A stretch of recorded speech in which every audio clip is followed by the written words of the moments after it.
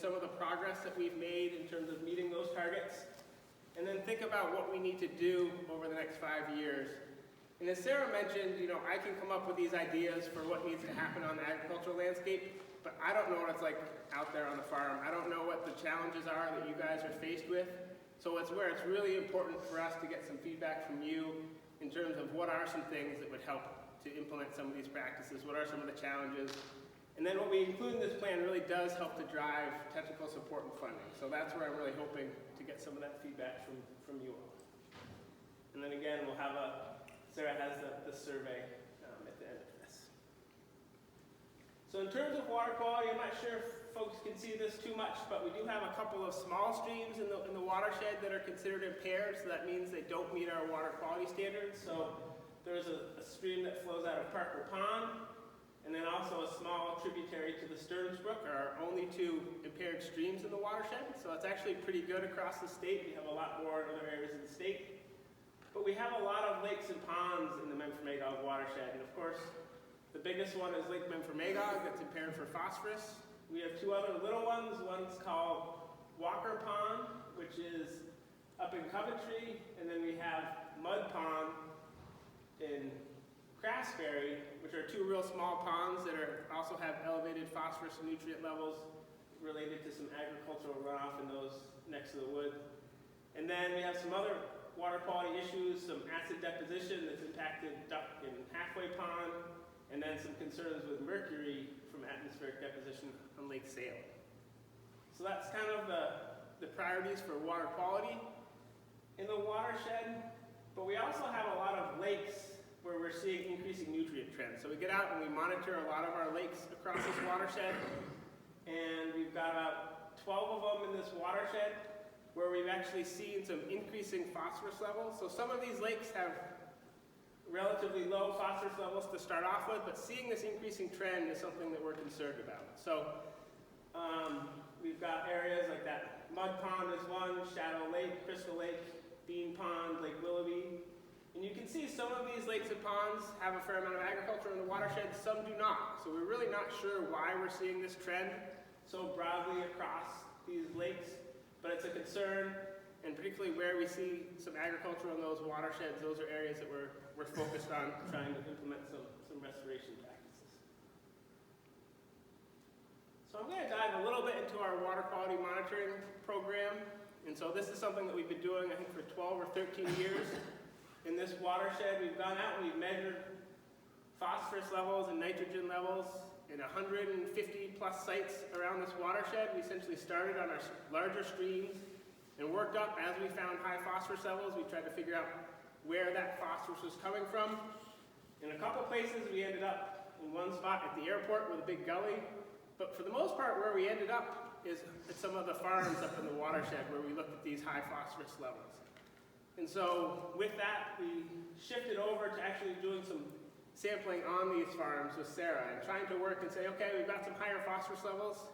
Where is it coming from? So we tried to work with the farmers and said, okay, what are some of the drainages on the farms? Where might that phosphorus be coming from?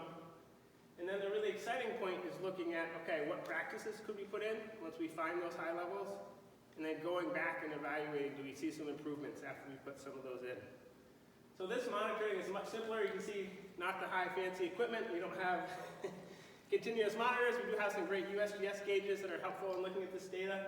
But we actually just get out 6 times a year during regular flow in 2 really good rain events. We try to get out when the water's running off the landscape, which is really when we see most of that phosphorus moving.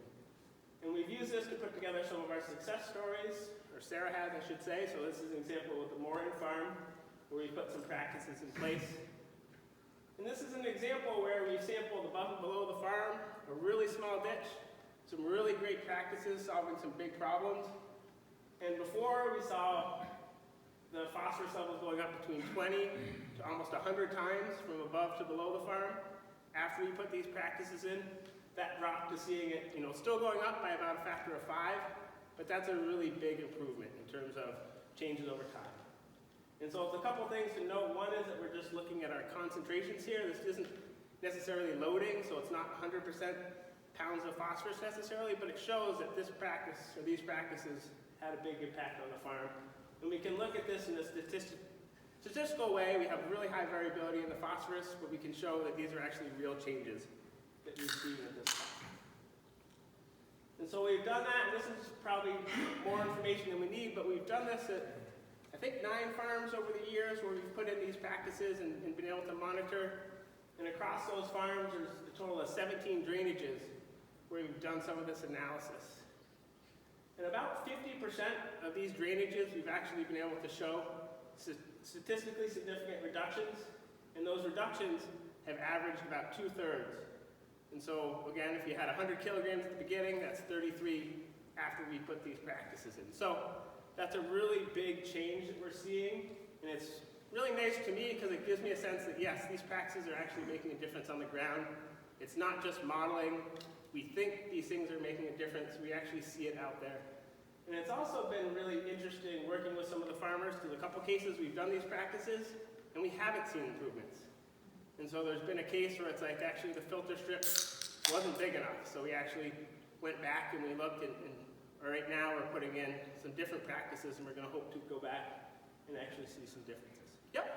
Were any of these practices including tile drainage? For the most part, we have not had a lot of tile drainage in areas where we've been doing this work. Okay. So that's not an area that we've really gone into. But we have looked across a couple areas, and I've broken this down. You know, a lot of the areas that we've worked have been around the farmstead, just because that's where, with our water quality monitoring, it's the most easy to pick up where we've got some issues that might be going on there. But we have seen some success in some fields, as well as in the pastures, and then there's a lot of times you've got a combination of those things.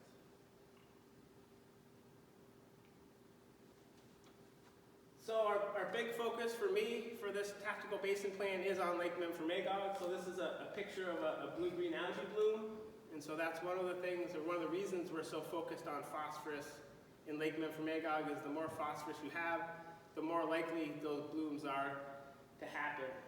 And so these graphs, we actually have 3 different monitoring programs on the lake. The little black dots are all the different samples we've taken under each of those. And the red line shows you our target concentration in the lake. And so you see they kind of go up and down. There's definitely some variability there, but we're pretty consistently above our target concentration for the lake, which is 14 micrograms per liter. And we don't really see any real obvious trends in terms of that going down, nor would we necessarily expect to, because it is a really big lake and watershed. So we don't necessarily expect, even though we've done a lot of work in some of these small watersheds, it's not necessarily the scale that we yet expect to see differences in the lake. Ben? Yep. Sorry, so within DEC, when you see these blooms, are you also working with like the storm wastewater programs in the cities and villages that are on the lake? So Yes. we are figuring out who's... Yeah, and that's a really good point. And so I'm here today with farmers in the room, so that's really the focus of my conversation today. But a lot of this phosphorus that's going into the lake, we estimate is coming from other sources. So these are some pie charts that we created when we developed the cleanup plan for the lake. So the one on the top is the estimate of what the current loading was when we developed this plan. So we estimated that agricultural fields are about 38% of the phosphorus getting into Lake Memphremagog. The farmstead areas being about 7%. So agriculture as a whole, you know, estimated around 45 to 46% of that phosphorus going into the lake. But we estimated developed lands being about 21% of the phosphorus going in. So that's our roads, our paved areas, our lawns going into the lake. Wastewater treatment facilities, people think about that a lot, but it's actually a very small amount of the phosphorus going into our lake, only about 1% from those wastewater treatment facilities. But we also have a pretty good chunk coming from our streams. So our streams out in the Memphremagog watershed, we have a fair amount of erosion going on those stream systems. All of that sediment brings phosphorus into the lake. And then finally, we do have some phosphorus that washes off those forested landscapes, comes out of our wetlands even, or just falls from the sky into our water. So that's the kind of estimate of what we have in terms of phosphorus coming from the watershed. And to meet our target for the lake, we need to reduce that by about 30%. And so as part of our development of this cleanup plan, we looked at all of the different practices we could implement across the watershed. And it turns out that we have a lot more practices that are available for us on the agricultural landscape. So we ended up with a target reduction across our agricultural fields of about 46%, and a reduction across our farm production areas of 64%. So pretty large reduction targets across those areas, and it's pretty similar to what they have in terms of targets in the Lake Champlain watershed as well. But we do have reduction targets of about 18% from our developed lands, and so that's largely tied to our municipal roads general permit and our stormwater permits. And then we also are looking to reduce the loading on our stream systems by doing riparian buffer plantings and stream restoration projects. So those are the kind of scope of things. And you can see a lot of it is focused on the agricultural landscape, but we're really trying to do some work in those other areas as well. And so these are two of the graphs that are in our Clean Water Performance Report. So every January 15th, we put out this report that kind of tracks all of the phosphorus reduction projects that have been put in across the Lake Memphremagog and Lake Champlain basins. And this graph on the upper right here shows the first line there is our baseline condition, kind of what we did when we developed this study. And then you can see the line in blue is how much we need to reduce that phosphorus over time. And then this little white sliver at the top is how much we track that we've actually reduced that phosphorus based on projects that have been implemented in the watersheds. Overall, we need to reduce phosphorus by about 15 metric tons. And so far, since 2016, we show that we've reduced that by about 1.8 metric tons based on keeping track of all these projects that have been put out there on the landscape. So on the lower left here, you can see it's broken out by the different practices or different areas where we've done those, or achieved those phosphorus reductions. And those areas in light orange, that's all of our agricultural reductions that we've estimated. So the bottom there is our state-funded practices. The middle there is our federally funded practices, so mostly the USDA practices that have achieved those phosphorus reductions. And then the striped lines there at the top are based on our agricultural production areas where we've shown we've been able to meet our water quality, or meet the required agricultural practices. So you can see by far, agricultural practices have met that phosphorus reduction. We've made the most progress across our agricultural landscape. Then above that, that thin green line is where we've done some natural resource restoration projects. Although we expect it's a very thin line now, but we're starting to put a lot more money towards those efforts, so we expect that to grow rapidly over the next couple of years.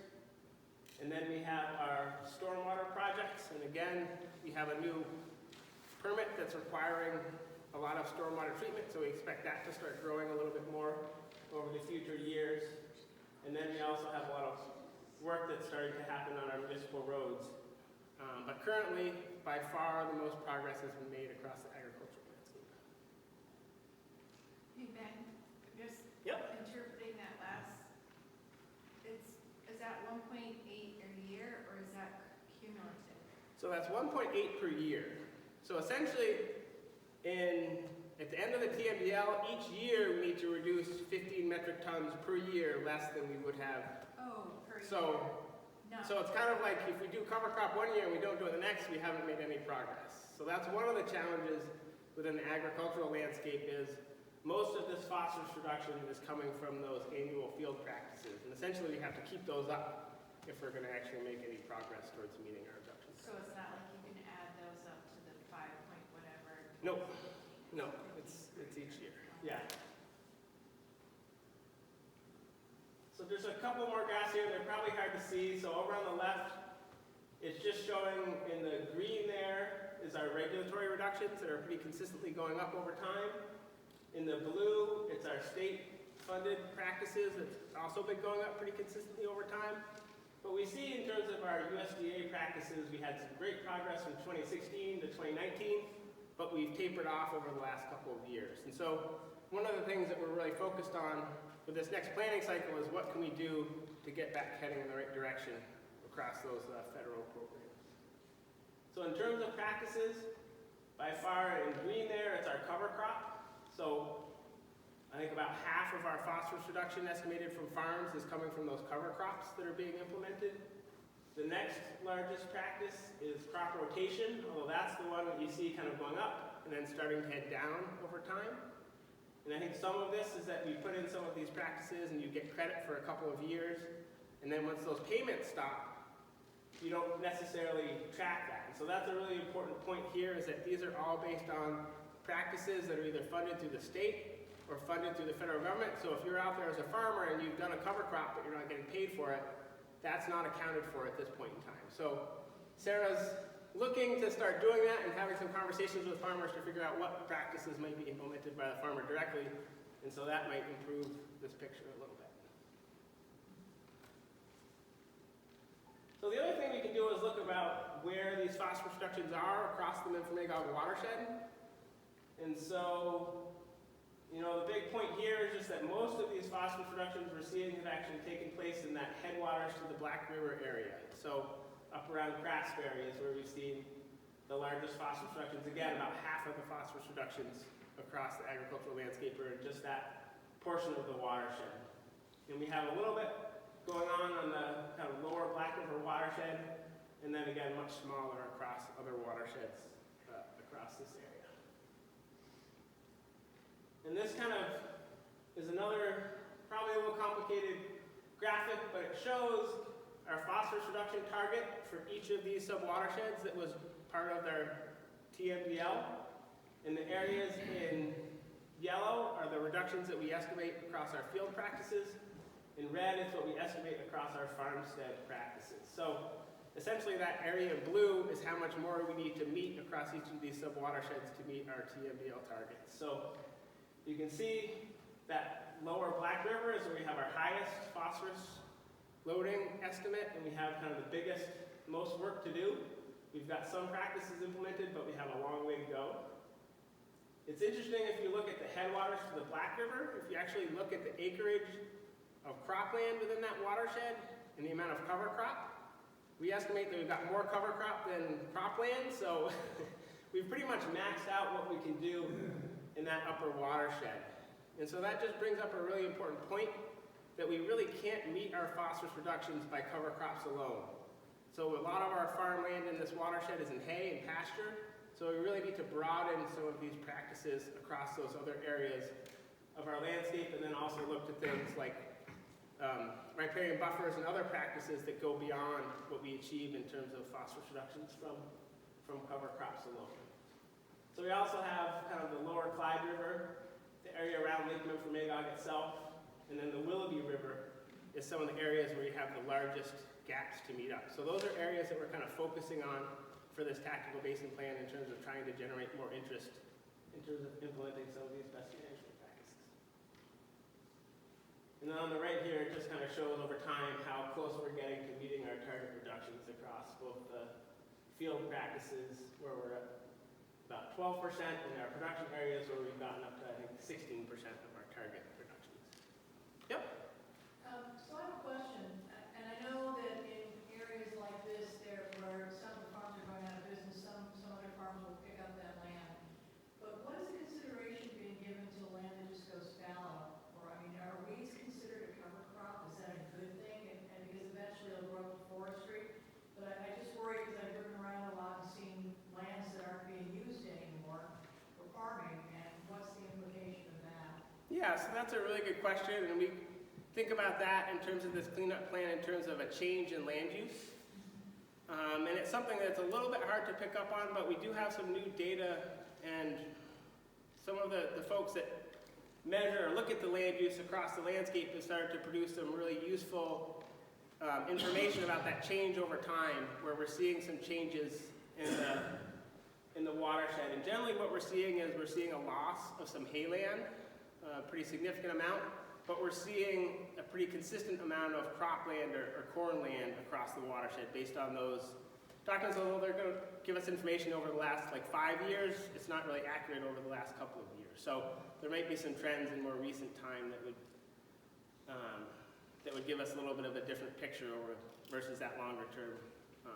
And essentially what we're going to do is look at some of those things over time and start to, as we get further along in this cleanup process, start to factor in some of those land use changes, and that might make our, if we see more conversion to corn, that's going to make our work a little bit harder. If we see, conversion of corn into what we would call shrub area, you know, you generally have a little bit less phosphorus going off, but we want to maintain sustainable agriculture, so that's not our objective that's not the practice that we've included as a way to get to our targets. Yep. Okay, so that's the data. And so a little bit about what I'm doing here as a watershed planner. So again, I work within the Department of Environmental Conservation. Our job in terms of these tactical basin plans, one of our goals is to essentially every 5 years look at how much progress we're making in terms of implementing these cleanup plans. And so the idea is that every 5 years we take a look at where we're at. So we have a period of time where we do monitoring, so we do that out in the stream.